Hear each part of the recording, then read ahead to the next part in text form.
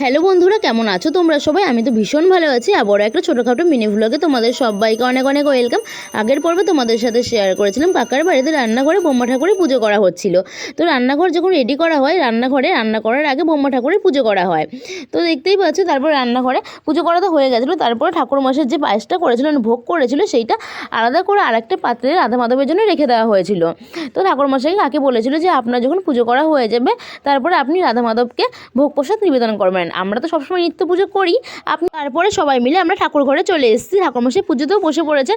আর যা যা ঠাকুরমশাইকে হেল্প করার দরকার ছিল সব কিছু করা হয়ে গেছে। ঠাকুরমশাই এখন পুজোতেও বসে পড়েছে। আর সাথে কাকি রয়েছে, কাকি সাহায্য করেছিল ঠাকুরমশাইকে। তারপরে আমরা বসে পুজো দেখছিলাম। তারপরে ভাবলাম একটা ছোটোখাটো মিনি ভ্লগ করি, তোমাদের সাথে শেয়ার করতে পারবো এর জন্য। আর রাধা মাধবকে কত সুন্দর লাগছে সাজে, দেখতেই পাচ্ছ কত সুন্দরভাবে রাধা মাধবকে সাজানো হয়েছে। রাধা মাধব এমনি সুন্দর, কত মিষ্টি লাগছে দেখতে। জয় রাধা মাধব। তুমি ভালো থেকো ঠাকুর, সবাইকে ভালো রেখো।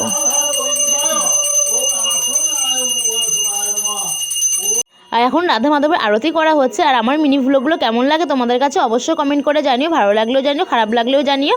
তো আজকের মতো মিনি ভ্লগটা আমি এখানে এন্ড করে দিচ্ছি। আমার মিনি ভ্লগ ভালো লাগলে অবশ্যই লাইক কমেন্ট শেয়ার করো। নতুন বন্ধু হলে চ্যানেলটি সাবস্ক্রাইব করে রেখো।